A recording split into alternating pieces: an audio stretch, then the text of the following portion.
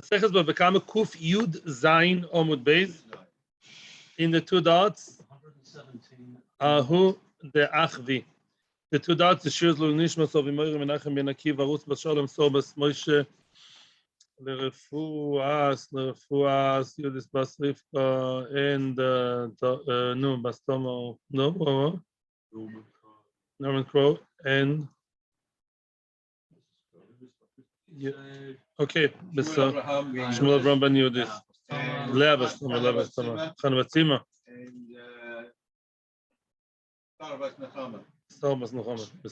Rivka Estefoma Vashan Malk. Before we continue, I have to make a correction regarding yesterday.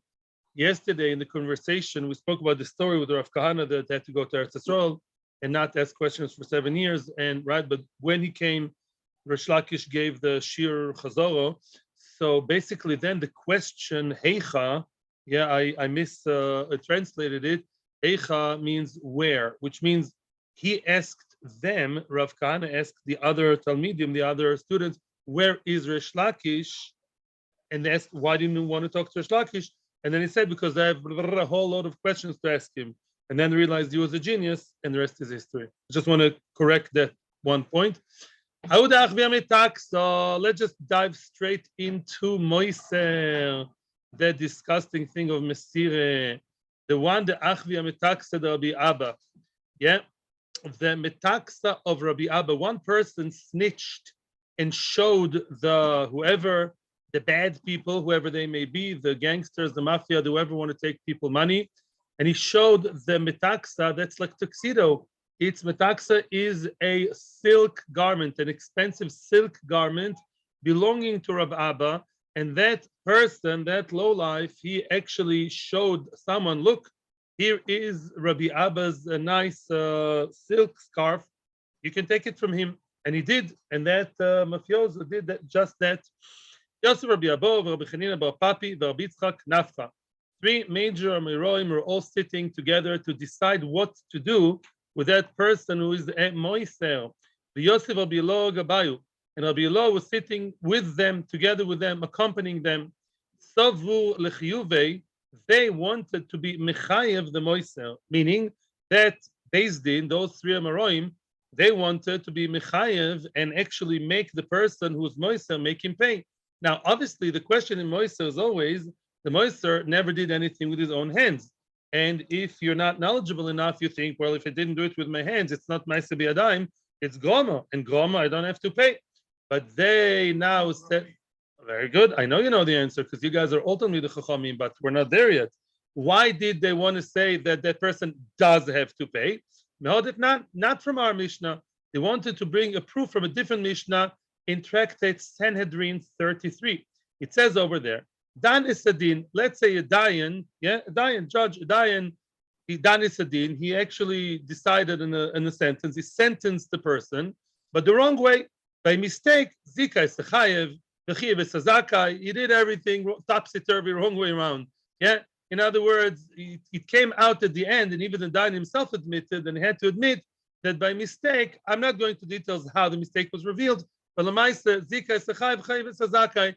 The one who was supposed to pay, he said not to pay. Vice versa. Time Sator, V'tir Satome. He said to a person, yeah, your payers are Tor, and really they were Tome. He said they were Tome, really they were Tor. What should he do? Now he caused monetary loss to people, with all the respect that he's a Dayan, but Lamaisa, he caused loss. Masha also osui.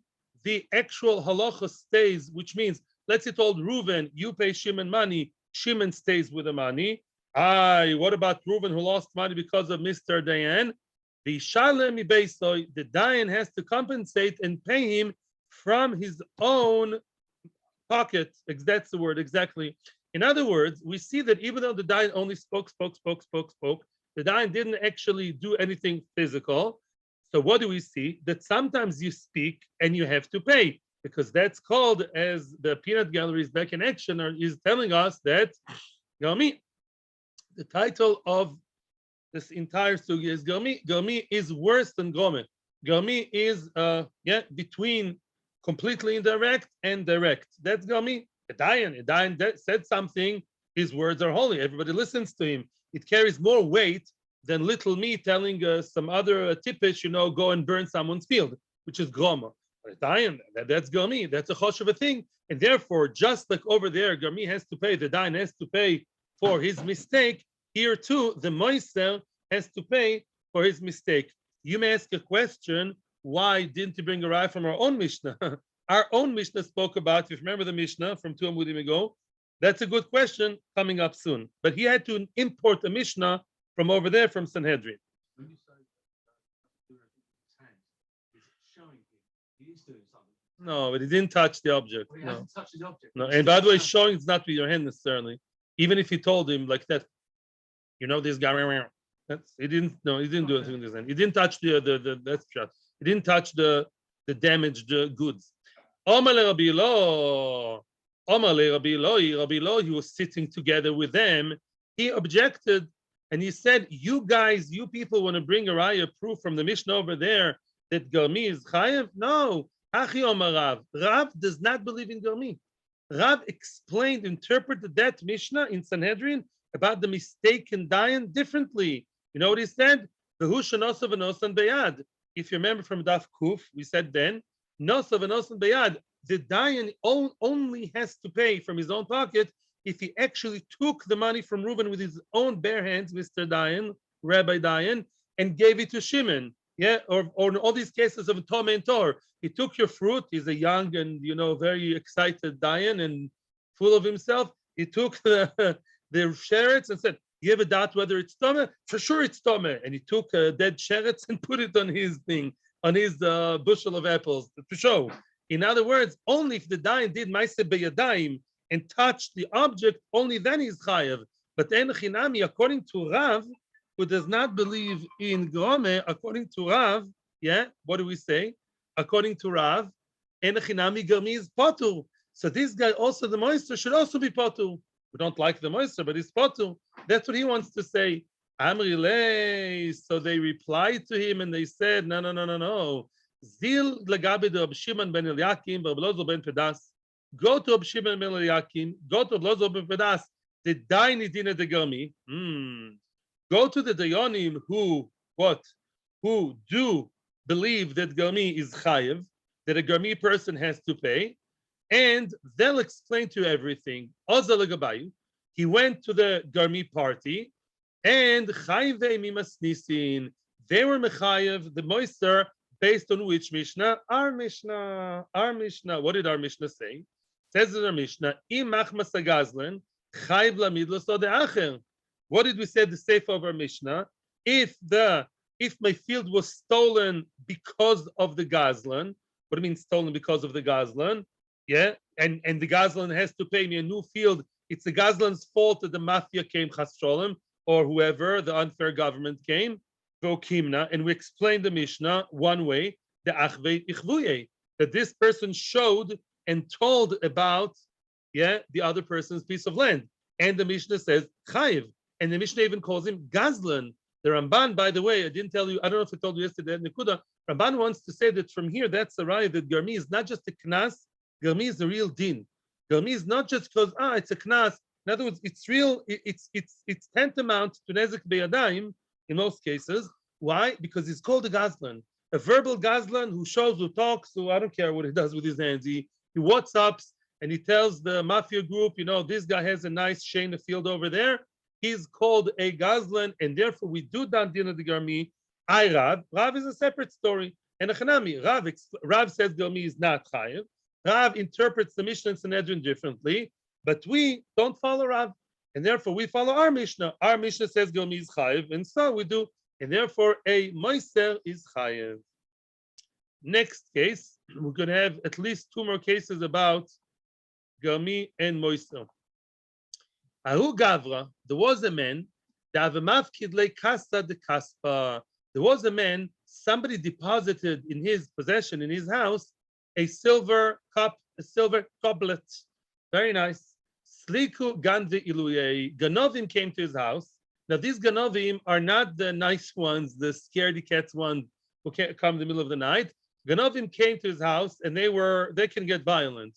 He was in a situation of oiness. Before we continue, so this guy is facing those Ganovim, and they say, we'd like to take something from your house. Yeah, and they're playing with a knife or a gun as they're talking. Yeah, they're not exactly the nice guys. And now what does he do? He has his own money and he also has someone else's money, which is the silver goblet. I want to refresh before we continue. Let's refresh our memory. What did we say yesterday? If a person is honest to save his life, and he took someone else's money in order to save his life, he does have to pay. Even a person running for his life, and as he's running for his life, he's throwing heavy objects on the potential murderer, on the chaser. Still, he has to. What does he have to do? At the end of the movie, when he's saved, Baruch Hashem, and the murderer is dead, he'll have to pay the chair owner, the armchair owner that he threw on the murderer. He'll have to pay for the armchair because the armchair also broke. Yeah, matzil atzma b'momen chaveiro, he has to pay. So even if people came with a gun to you and you saved yourself with your friend's money and not with your own money, you have to pay. Now, what happens if you told them and you're forced? Remember, let's say they forced you and you told them. Only that combination is kula. It was garmi only. It's verbal. Plus you are forced, then you're potter. Okay. However, a third din. What happens if you're forced and it's verbal, but then you did schlep it to them? You did ma'aseh b'yadayim. They forced you, and they said, "Hey, we want that thing over there," and you schlepped it and you gave it to them. You're still chayiv. You're still chayiv. Why? On that ma'aseh b'yadayim, you're still chayiv. It's still, as we say, they left you some kind of choice, and you choose. We'll discuss it again today. Yeah. We discussed it yesterday. We'll discuss again. We'll explain more later. There is choice and there is choice. We'll to be continued. In any event, let's go back to the house of our good friend, poor guy. He wants to be nice, to look after someone's silver goblet while this guy went away on a tzimmer. And now robbers came. What did he do? Shakla yavei lehu. He went and he gave them the silver goblet. Upa. Also, Kamed Rabba, Patre. Rabba said he's potter. He's potter. He's potter from paying the silver cup to the owner. Omar Abaye asks Abaye to Rabba, "I matzil atzma b'mon chaveru." What do you mean? Matzil atzma b'mon chaveru is chayiv. I feel bad for the guy who's been through the trauma of a gun to his head, but lemaisa, the person who saves himself through his friend's money has to pay. So why don't you say he has to pay also? Ela Omar Ravashi. Therefore, Ravashi rejects the pshat and says, "Chazinan, let's see. Let's assess the situation." And now you explain what choice means. Why did they come to his house? Why did the ganovim, the professional ganovim, they're not going to come to the house of the poor guy who has no money and no nothing because it's a waste of time for them, yeah? If he's a wealthy person, then they came to raid his house. If they came to raid his house and therefore they have a whole choice of things, and they're now in control, right? And they are now choosing, they can choose from all kinds of things. And this guy, Baruch, now they come with a gun to his head, and I'm explaining this according to some Rishonim, not according to Tosfos, but that's very consistent and good. The Rashba, others, the story is like this. They come to a rich man's house. They're not coming for the goblet, right? And they say, "Give us something nice. We want something nice from you." And he chose the goblet. Yes, Baruch, he chose. In other words, they will kill him if he doesn't give them anything. But instead of this silver goblet, he could have also given them his wife's diamond ring. So that's a choice. Within the forcefulness, within the no choice, there is choice. And if you choose that goblet, then he has to pay. Then he has to pay, even if he didn't take it by a dime. All the more so if he took it by a dime. However, continues the Gemara, V'yiloi, let's say he's not a rich man. He's a poor guy who all of a sudden he has a silver goblet. Why did they come to him? Because they have very good detectives. They work with the FBI. Adaita de kaspa also. In other words, if he's not a rich person, why did they come? They came because of the silver goblet, and that is really no choice. That is no choice, and that's similar to the case we had before, Mikla Kali. When they came to him, they knew exactly what they want. I shakle beyadayim. He took it with his own hands. We said yesterday, if the ganovim, the roitzchim, the bad guys, if they have their eyes set, according to some Rishonim, I'm explaining, They have their eyes set right from the start. They want that barrel of wine at the end. We want this and only this silver goblet. We know what we came for. And he gave it to them, even though schlepping with his own hands is usually chayav. Here is not chayav. Why? Because once they decided it's mikle kali, it's a gone story, it's a goner. That silver goblet, they'll get it by themselves, by hook or by crook. The fact that he went to the cupboard, he went to that whatever you call it, the pane over there, yeah, that nice whatever, where all the silverware is, and he took it, yeah, to them. That's only being a robot. That's already just a technical thing. It's not his choice, right? And therefore, that's not called that he did anything substantial, because it was already a lost case right from the start. And therefore, in that case, we can understand Rabbah, why Rabbah pattered him if they already knew what they came for, and what he did was mere technical robot kind of job. And that is pater. And that is enochanemi pater, even though matzil atzmoi be momen chaveiroi. Yeah? That is also, by the way, if he's poor, he doesn't have any other choice, right? In other words, matzil atzmoi momen chaveiroi, you could say, according to some, if I have a choice, you have no choice. Yeah? I'm listening. Matzil atzmoi be momen chaveiroi. You save your life through your friend's money. I'm listening.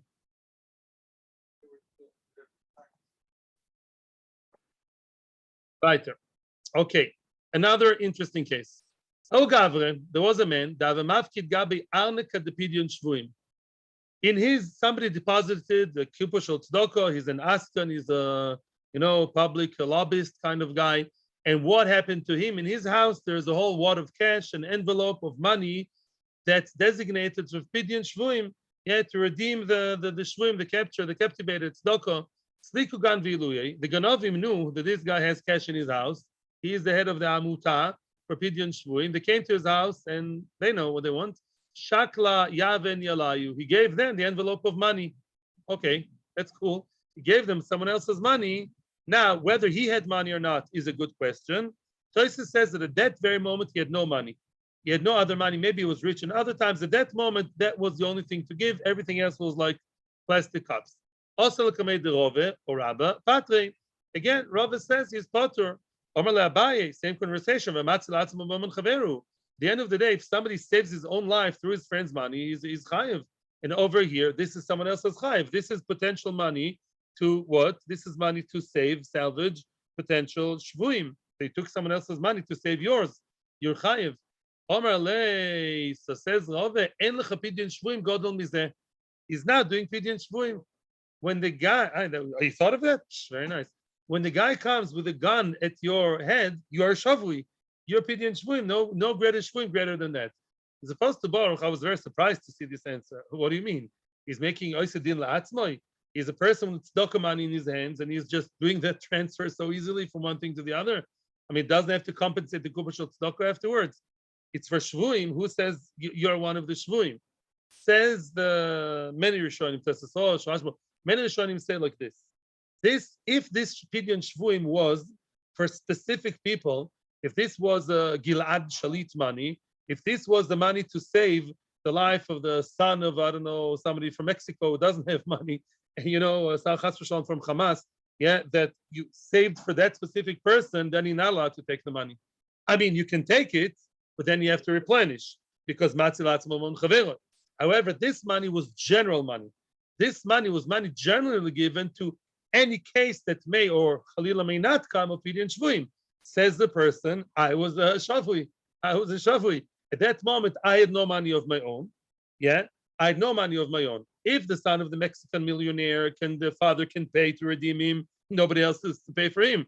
Let the money, who has, 10 million pesos, pay the mafia. We don't have to get involved. That's not the case over here. The person, the Gabish al Kupish al Tzedakah, was not a rich man himself, was poor. And it's meant for any general possible case of pidyon shvuim. Bevakasha. So that pidyon shvuim, I'm also pidyon shvuim. So he's allowed to use it. Weiter. Aul Gavre. Third case. Not exactly, now that following case, where the case we're about to see, is nothing to do with moiser or giving someone else's money. It does have to do with the matzil atzma b'momen chaveroi. Are you or aren't you allowed to actually use someone else's money to save your own life? Story time. Did you ever hear the words excess baggage when you flew? No, never. Yeah, there's never issues with extra baggage, especially not with Jewish people who take, the old cholent for Yachne Enter from Brooklyn. We always have extra baggage. So this story shows us already in the times of the Gemara, there was a thing called excessive baggage. A person came and he Akdim, I'm not sure if he came before or after the people, different versions. A person brought his own donkey, le mabra. A person boarded a small boat, a small ship, not a big cruise, a liner, kami with his donkey. Kami desliku inshui b'mabra. Before people came to the mabra, he came with a donkey. Some say he came later. The kitzer, there's a whole load of people there. That boat has capacity for 20 people. What did this guy do? 20 people plus a whole donkey. He brought this donkey along on board. Very nice. You know what happens next? Boilat buey. As opposed to the 5 extra kilos, which Alal are very worried about, which are not going to cause the plane to fall.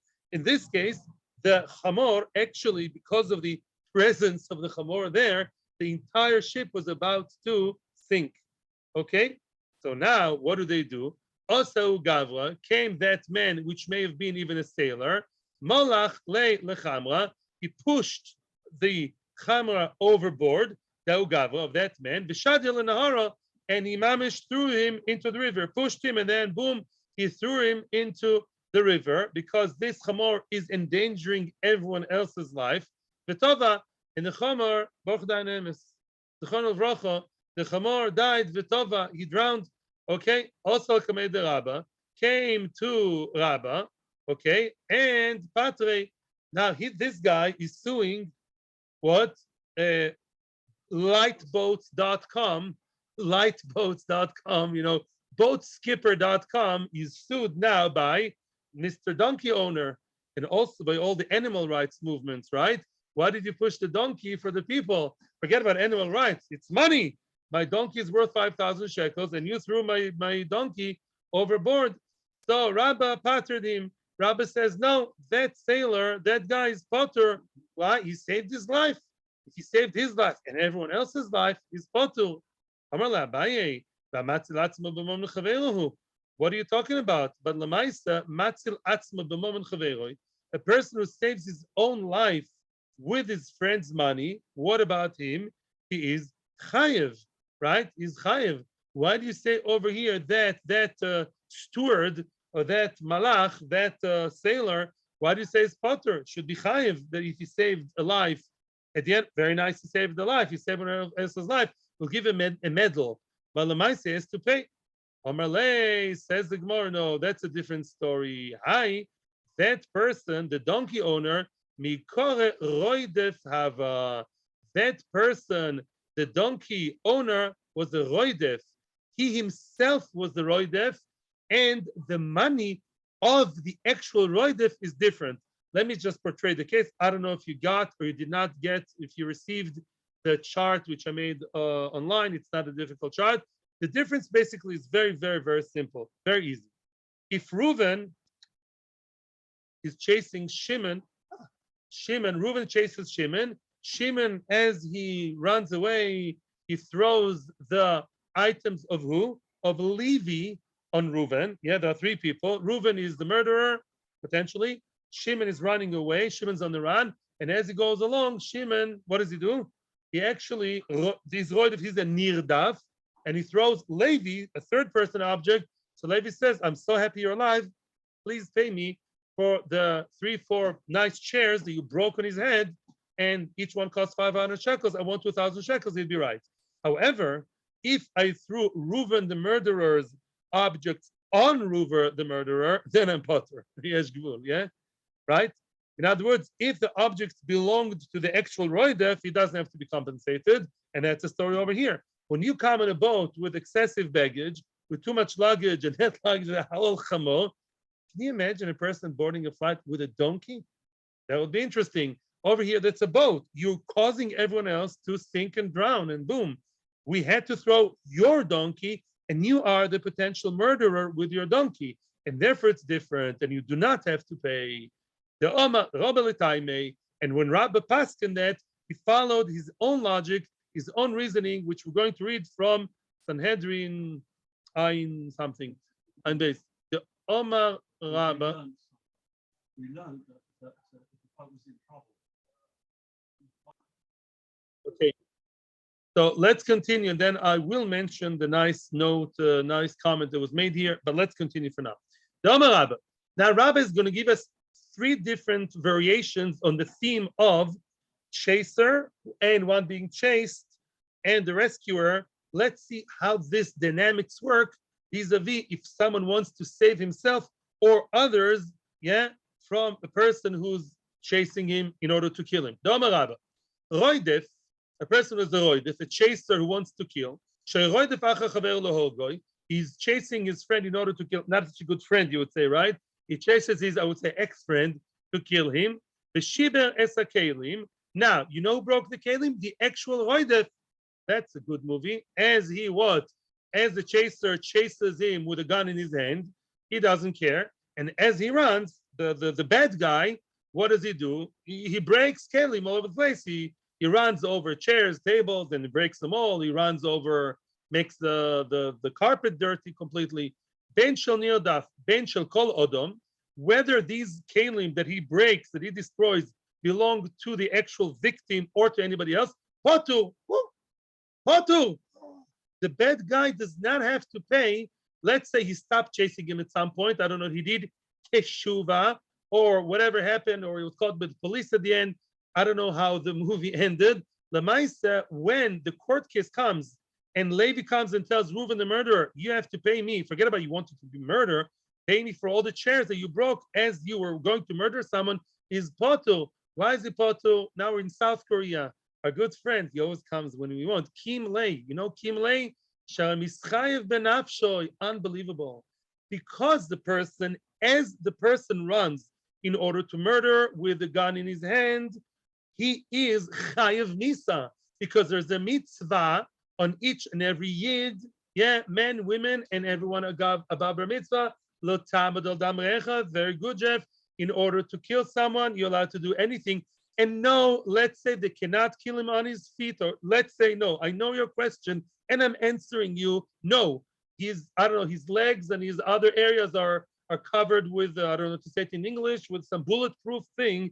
The only way to kill him is only his head or the heart. There's no other way to stop him, okay? And therefore, everybody in the world that's in the scene, I'm mechuyev to kill him. It's chayv misa. Just like Beis Din kill people, here, everybody else are like Beis Din.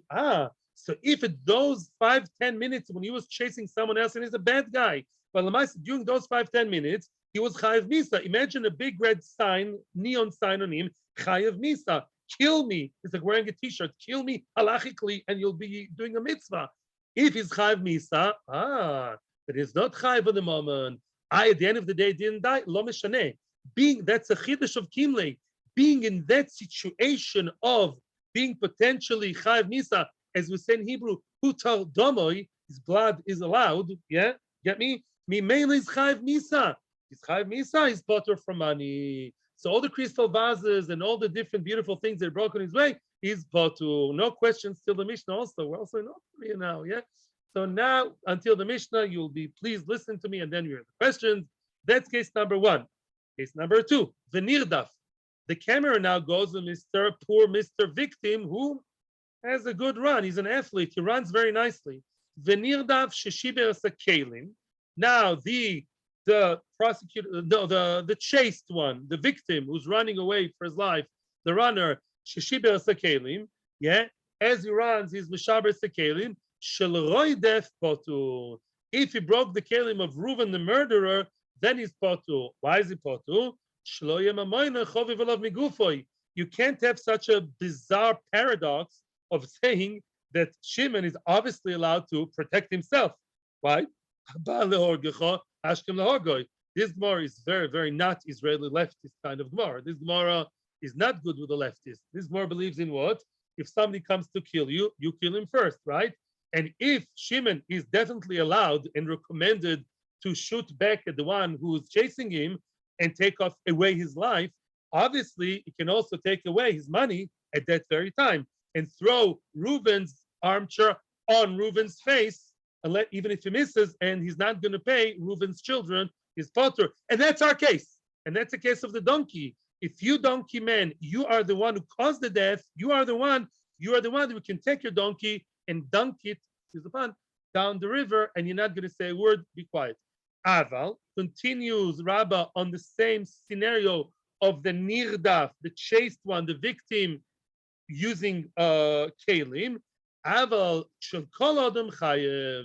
If Shimon, the victim, took the items of Levi, of Yehuda, in order to kill Reuven the murderer, he's chayev. After the scene is over, he'll have to pay them the money. Why? You're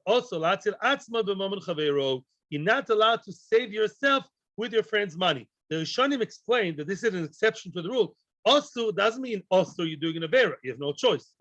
Of course, I'm allowed to save myself. I'm about to die, Mr. Chasson. Of course, I can take the armchair or the whatever, or the heavy object and throw it on the Rotzeach. However, I'll have to pay. I'll have to pay.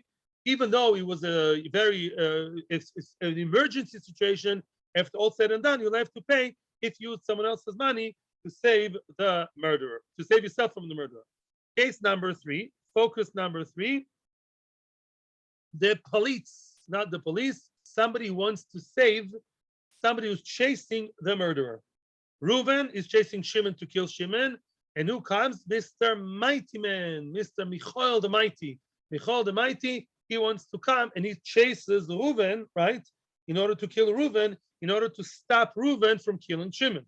Yeah, he's the police. He's the good guy, the superhero that comes to the rescue, the rescuer. Roidef, shoy roidef, acha roidef. The roidef. He's also called a roidef. Roidef doesn't mean a murderer. Roidef means a chaser, a runner.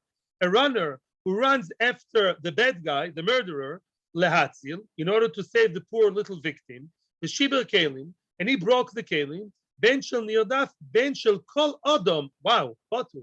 Interesting. If Reuven chased, no, not Reuven, Michael the Mighty, the good guy who comes to the rescue, the rescuer is now using Binyamin's kelim in order to kill Reuven, also 3 parties, is potu. Why is it potu? We said before that if you use someone else's kelim who is not part of the story, you're chayev. Why are you potu over here? Below minadin. Really, by logic, you don't have to pay. You would have to pay. Why? If the one defending himself has to pay, or the more so third person, of course, has to pay. Ella, there's a takono. She'iniyat omer ken. If you say that Michael the Mighty, the rescuer, would have to actually do what? Would have to pay people for the items that he broke in order to save the other person. Nobody would save his friend from the roidef. In other words, and this is something our dear government has to know, if a person has to think twice before he wants to save someone from his roidef, because he's going to say, hey, Reuven is chasing Shimon, yeah? Reuven is chasing, he would say, Reuven is chasing Shimon. Let me think. No, I don't want to take that heavy vase, which is expensive, the Ming vase. Why? I'm going to get all kinds of, legal issues, legal problems you get into. It's going to be slow, or it's going to stop doing it altogether, and Shimon is going to die. Oh, that's the case. We made a takana that the rescuer, even more than the rescued, if the rescuer actually took anything in order to save the person from his murderer, from his roidef, he never, ever, ever has to pay. And that's the takana. Your ha'ora before was interesting. People here were asking, and before we start the Mishnah, there were 2 girsos, 2 versions in the Gemara regarding the donkey case, whether the donkey came first or last. Some people say the donkey came last, and that makes sense. The boat is full to full capacity, 20 seats, each one with his, seating belt, seat belt. Then what? Then you come with the donkey. Who are you to bring the donkey? That's excessive, right? On the other hand, you could say that he came first, like the gears that we have, but that boat is not supposed to be for donkeys. It's a little bit, excuse me, like, and that is, I'm not joking now, like excessive baggage on flights nowadays, right? You don't say first come, first served. It's not a jungle, yeah? Let's say I come first to the flight, because I have 200-kilo suitcase, and I say, okay, the other guys shouldn't board the plane. I'm like two people, me and my suitcase is huge. I'm going for 5 years to New Zealand, yeah, with a huge suitcase. No, it doesn't work like that. You're not meant to have that excessive baggage, regardless of the order of boarding, right? Agree? That's a law today. Same thing back then. Back then, people are not so primitive. And back then also, if you come with that chamor and what? Nobody really, now Baruch is asking good, why did he allow him to come with the chamor? Maybe didn't notice, maybe didn't allow, maybe argued. I don't know the case. But the chamor was illegal. Chamor was not supposed to be there, regardless to when he came. That says the Heilige Mishnah. Heilige Mishnah. Hashem Yazdol. This shows also for that solo of Avram Moshe ben Gittel. Short for no. New Mishnah, short and sweet. What are we talking here about? We're talking again the same case as before. A person stole a field from his friend. How can he steal a field? Confiscated it, but he did something else. We'll see later. And then that Ganav who's now taking hold of your field, what happens then? Shotfono, a river came and flooded the entire field. Rashi has a very interesting case. So it's really underground. I'm not sure why. Lamaisa, the field is not destroyed by the Noho. Yeah, something that is more than just a temporary flood. Now the Nohor destroyed, the river destroyed Mamish, the field, and that was after the field was stolen. Shimon stole it from Reuven. Omer loy, Shimon can tell Reuven, Hare shel cholafanecha. I'm sorry that your field was flooded while it was in my, so to speak, possession as a Gazlan. It's not my fault. The field, I'm honest. What? It's not even grama, it's oinus. Oh, I'll tell you exactly what it is.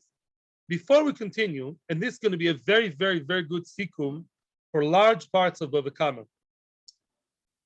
You guys know very well, very nice, I was very impressed with your knowledge regarding the Kinyon Gzela, the process of Kinyon, Yush, Shini Rishus. But the fact that the person is called a Gazlan and has the status of a Gazlan because he really committed a Kinyon Gzela, there's another very, very big nafkamina, which we spoke about, that's called oines. If you really want to know the term, it's oines. Oines means as follows. If I take Yitzchok's item and I have no intention of stealing it, such a nice hat over here, as a joke, I take it from you. I'm snatching, but really everybody knows I'm not really interested in stealing it. And let's say even play a foolish, stupid, childish game of hiding it from you. I'm being childish. So then I have no kavana of stealing, and my Mashiach is not Kinyan Gzela. By the way, I'm not sure the dogma is right, halachically, let's say. So then, it's not called that I stole it. What happens if that hat all of a sudden is now stolen by oines? Oines. A flood comes to the room where I hid your hat with no intention of Gzela, and even you understand it's a joke. I just misplaced it for you. Let's say now oines would come, a flood would come. Would I have to pay for that? No. Why not? Because I'm not a Gazlan. However, what I'm telling you is super important.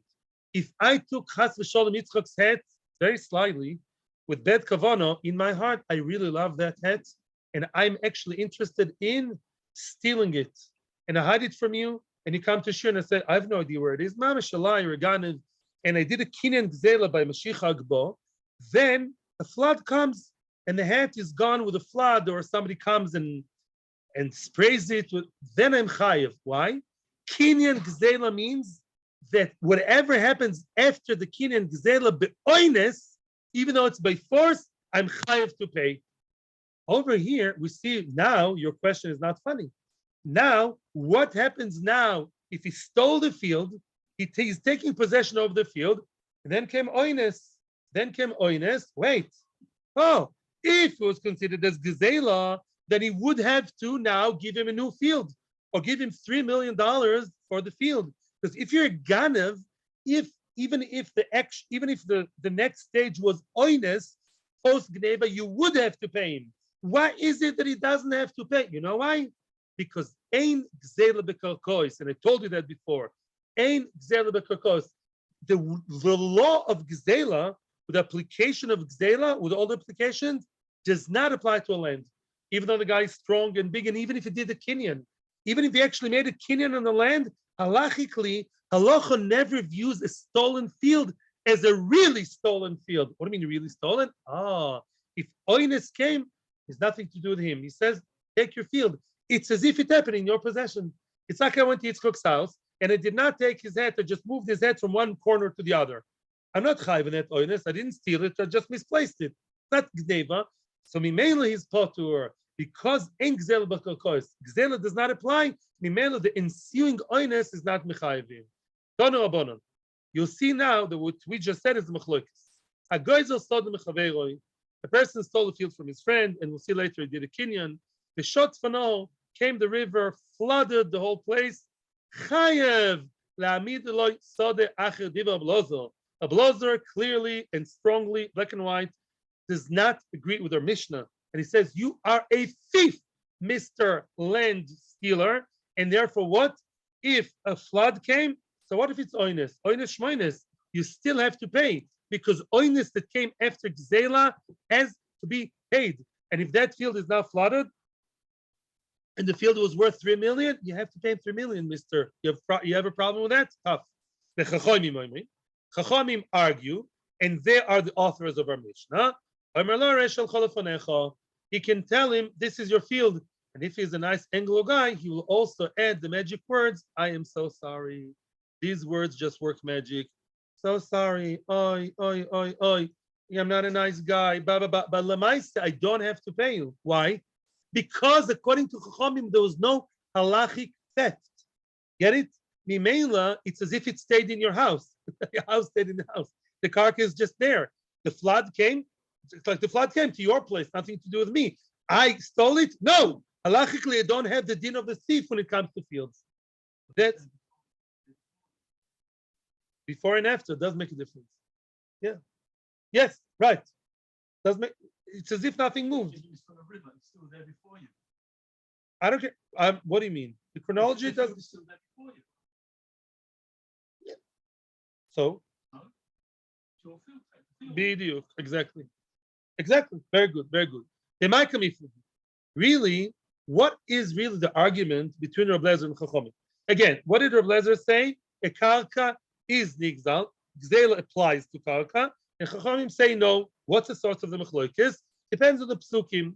Rav Lezer, there's one pasuk in the Torah, by the way. It's actually two psukim, a few psukim that describe the laws of gneva regarding oinus. By the way, you tell me another nafkamina. What happens if he lied about the land? No, he's far away. He lied, I never stole the field. Oh, and he lied in Beis Din, and then he admitted da. Does he have to pay an extra fifth and it brings an ashram to Beis Hamikdash? Yes or no? Depends according to who. Good, according to Chachamim. According to Chachamim, the land is not nigzal. The land, it was never stolen. So I lied, I'm a liar, but I didn't steal with my lie, right? Because there's no theft. According to Rav Lezer, you would have to pay the extra chamish v'asham, because Rav Lezer says a piece of land, is no different to a mobile object. It's the same thing. Gzela applies to all intents and purposes. Why do they argue? Rav Lezer darshans, or Rav Lezer, when he reads the pasuk that describes the thief in the Torah, the way he learns the pasuk is with ribui and miut, as we're going to explain soon. It says in the Torah, "V'kichesh ba'mitoi." You know what? I'm going to read the entire pasuk inside. It's not so long. It says in the pasuk, the kichesh ba'amito, a person lies to his friend. Well, how did he lie? The Torah gives you a whole list of things that are usually mobile, regular objects. Yeah, moving goods, metaltalin, and then the Torah concludes at the end and says, "Asher yishava olav v'shilam oini kol asher yishava olav," and then it concludes with another general statement, anything they can swear on. Says the Torah like this. The kichesh ba'mitoi ribui, right? Kichesh ba'mitoi comes to include everything. Pikodon, pikodon, it means a deposit. A land is not a deposit. The Torah clearly spoke about pikodon, money, computer, phone, candlesticks, whatever you mafkid. That's a mute. That comes to minimize and be more exclusive. Then again, the Torah comes, and what does the Torah tell me? That you have to pay for anything you can swear on. Riba is, again, the Torah is being very inclusive. Riba, umiyat v'riba, riba hakoil.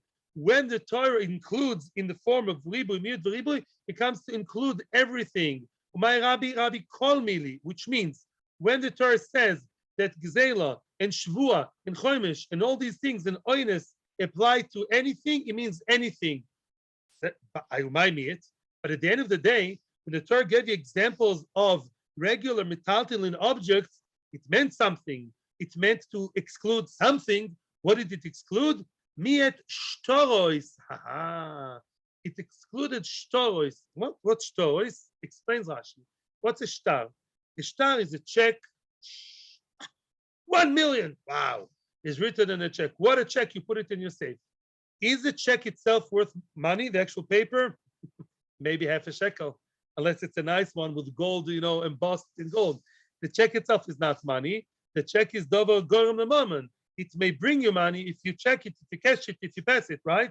Very good. Miet shtoris, which means you know what's included in theft items that the theft applies to, all objects, including also karka, says Reb Lezer. And if you stole the karka, it's called a theft. And if the river came with not your fault, I don't care, you have to pay. So what did the Torah come to exclude? Shtoris. Why shtoris? Because shtar is not money. The karka itself is worth money. The shtar is not worth money. It brings you money. You present it to the right check in the right time, in the right thing, with the right signature, then they will bring you money. They will give you money.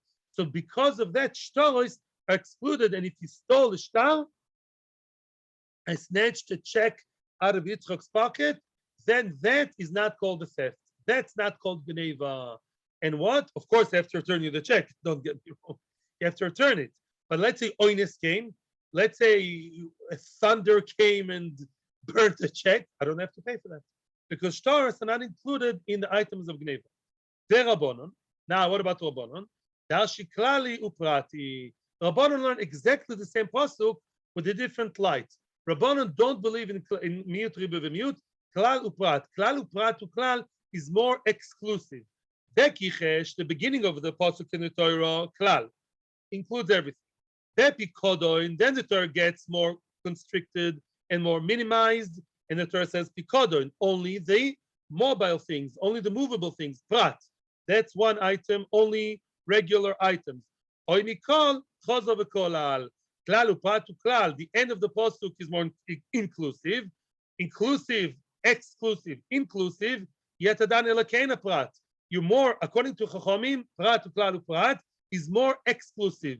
You have to take out more items from the list. Ma prat dover mitaltel vegufei momoin. The only items you chayiv on theft, it's called that you stole, is something that is movable and also has its own value as opposed to a check. If you notice, there are two exceptions here. There are two rules here to exclude something. It has to be mobile, and the actual body has to be worth something.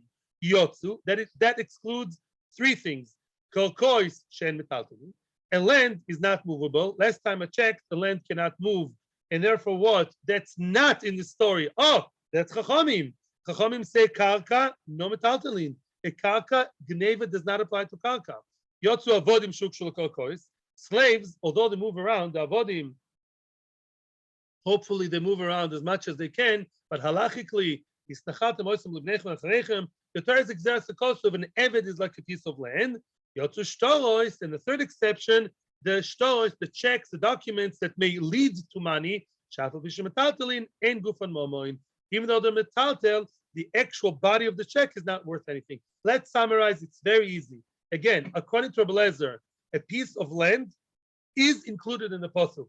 When the Torah told you pikodon this and that, the Torah does include a piece of land, and therefore, if a person came to someone else's land and he would make a kinyan, how are you koine a land? He opened the door, he locked the door, he breached, or he closed the breach. Yeah, he breached the gap, whatever. He acted as a bailim, and everybody saw that. He's a big boss. Of course, he has no permission. He's a ganav. According to Blazer, from now on, you are a ganav, mister. If the field gets flooded, no, it's your fault. Why? It's not your fault that it's flooded. But once you're goinev, mimela, oinus that came after Geneva, you've got to pay. Chachamim say no. Chachamim believe that the pasuk in the Torah is more exclusive, and excludes not only shtoras but also land. A piece of land is not included in the Torah's list according to Chachamim. Mimela, if someone stole a piece of land, it's like stealing a check. You're not a nice guy. Of course, you have to get out of the field because momani gabach. You just can't hold someone else's money. It's a crime. But the field is not called stolen, and therefore, if it was flooded, sorry, it's as if it never left your possession. Like you said, exactly. You were there before. Who cares who's in the field right now? It's just relocating in a very technical way. The flood will come anyways. I don't have the title of a Gazlan that I'm chayav for all the mishaps afterwards, according to Chachamim, and that's Halacha. Like Chachamim, we have to continue 2 more minutes, and we'll get to the end of the Inyan, to the next Mishnah. One more fascinating brisa. Frag the Gemara. It says very, very funny sounding brisa until you understand it. It's not long. A goizel saporo, the shot for no. A person stole a cow. Everyone agrees a cow. Of course, the cow is nigzal, and you have to give back too if you're gonna v'chule and oines. And then the cow was swamped by the river. There was a flood, and the cow died and drowned in the river. Chayv la'amid lo poro diva ablozo. Ablozo says you have to pay him a new cow. You're a gazlan. The cow, it wasn't your fault that it drowned. Who cares? It's not your fault. So what? You're a ganav. A ganav and a gazlan have to pay even if it's not their fault. The Chachamim oimrim, please don't faint. Listen to this. Chachamim say, Omer la reshel chalafanecha. Wow. Chachamim say you don't have to pay for the cow. What? What? Chachamim say you stole a cow, the cow drowned, then you could just say, I'm sorry. Oh. What? What's going on here? And explains the Gemara very nice. You know what they argue about? I'll tell you exactly what they argue about. And you know what the story over there is? It's not a simple story. He did not steal the cow alone. You know what he did? He stole the field from his friend. In the middle of the field, there was a cow crouched. A cow happened to be in the field while you stole the field. What did you do? How do you steal a field? You do a kinyan. You close the door. You open the door. You do a kinyan chazaka. And the cow was there too. The shot for no. And then the river, what happened? The river came and swept away. The cow drifted away and drowned. Now we understand Mechlokas Rablazo and Rabbanon. Tell me, what's the story here? Says Rashi like this. Everybody here knows the kinyan called, how many kinyanim are there? More than 20. One of the kinyanim starts with an aleph, is called kinyan agav. Kinyan agav means a kinyan on top of something else. If I am koine, we had it in Bava Basra, we had it in Kiddushin. What did we say about kinyan agav? If I want to buy a field, and I also have many, many, many other items to buy, I want to buy from you, you know what? 500 boxes full of shoe boxes. You really expect me to start do Hagbah on 500 shoe boxes? You think I'm Hercules? You think I have all day long? No. What do? You coin the piece of land, right? The kinyan chazaka. You lock the door, open the door. It's very easy. And we say and we mean that at the same time, that kinyan of the karka would also apply to the shoes or to the cow. Oh, very good. According to Rabbi Lazar, you bought the field, the kinyan chazaka. The cow is secondary to the field, is nikna together with the field. Now the cow was nigzal. The cow was properly nigzal, and it was swept away by oines, or robbers came and stole it. You got to pay. Chachamim say no. You never stole the land. Mimela, the cow was never stolen either. If you steal the piece of land and you say whichever kinyan is the very halachic ganav, he knows this stuff. Talmud Chacham, and this ganav says, I am koine the field, the kinyan chazaka. I'm locking the door, changing the lock, opening, doing, putting a picture, and what? And that's kinyan karka, and I have kavana that the cow will also be nikne. You are joking, mister. You're acting irrationally. Why? The land is not nikne. Mimela, the cow is not nikne either. You want the kinyan karka to work for the cow. But the karka was never nikne for you, Mr. Ganem. It's not really gneva. Mimela, the cow is not nikne. That's good for him. Because now if the cow is killed by complete oinus, swamped away, Lamaisa is potul, because nothing was really stolen, neither the karka and not the cow, which is like on top of it together with it. Ad kan the Mishnah. Baruch Hashem, we finished the Amud. So nice. Tomorrow it's Hashem Kuf Yud Ches. We have four more Amudim. Wow. Tomorrow, and we have to finish by Wednesday. Wednesday, buy your Bava Metzias, everyone. Everyone goes to the shop to buy the Bava Metzia, starting hopefully on Wednesday. Im Yirtzeh Hashem, same time, same place, with more people. Shkoyech, Raboisech, Hashuvim, Brachas. Thank you.